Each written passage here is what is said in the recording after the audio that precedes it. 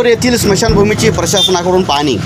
चाटोरी तालुका पालम जिल्हा परभणी या गावातील मातंग समाज स्मशानभूमीवर अतिक्रमण झाले आहे। स्मशानभूमीची नोंद 7/12 असताना देखील त्यावर अतिक्रमण हटविलं जात नाही। मातंग समाजावर होणारे अन्यायाच्या विरोधात लाल सेनेच्या वतीने 10 ऑक्टोबर 2024 रोजी मानवी हक्क दिनी जिल्हाधिकारी कार्यालयासमोर मसन आंदोलन केले होते। आंदोलनाची दखल घेत जिल्हा प्रशासनाने या संदर्भात कार्यवाहीचे आदेश दिले होते।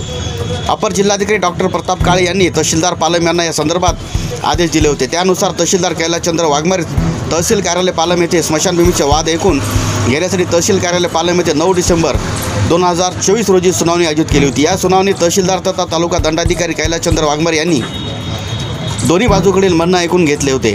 प्रत्यक्ष जायमोक्यावर जाऊन स्मशानभूमी व झालेल्या अतिक्रमणाची प्रत्यक्ष पाहणी करून निर्णय घेण्यात येईल असे त्यांनी सुनावणीत स्पष्ट केले होते। सुनावणी ठरल्याप्रमाणे आज दिनांक 31 डिसेंबर 2024 रोजी तहसीलदार कैलासचंद्र वाघमारे, मंडळ अधिकारी, तलाठी, ग्रामसेवक व इतर फौजफाटा आज दुपारी चाटोरीतील दाखल झालेल्या अतिक्रमणाची पाहणी केली।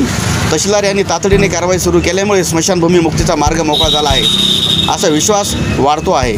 आज प्रत्यक्ष जायमोक्यावर तालुका प्रशासनानं लालसेनेचे कॉम्रेड गणपत बिसे, अशोक ओबाळे, किशोर कांबळे, अजित शिंदे, विठ्ठल शिंदे, पिंटू घोडके, साहेबराव बालेराव, चाटोरीतील गणेश संभाजी गायकवाड, सुभाष मरिबा गायकवाड, झोटिंग संभाजी गायकवाड, गंगाधर दत्तराव गायकवाड, शेषराव दत्तराव गायकवाड, श्याम बाबूराव गायकवाड, विनायक सूर्यकांत गायकवाड, महादेव तुकाराम गायकवाड, राजू नामदेव पवार, अंगद पंडित समुखराव, केशव महादेव समुखराव, माधव शेषराव गायकवाड, चंद्रकांत दत्तराव गायकवाड, राजू विठ्ठल गायकवाड, दिलीप चंडबा गायकवाड यांच्यासह शेकडो ग्रामस्थ उपस्थित होते।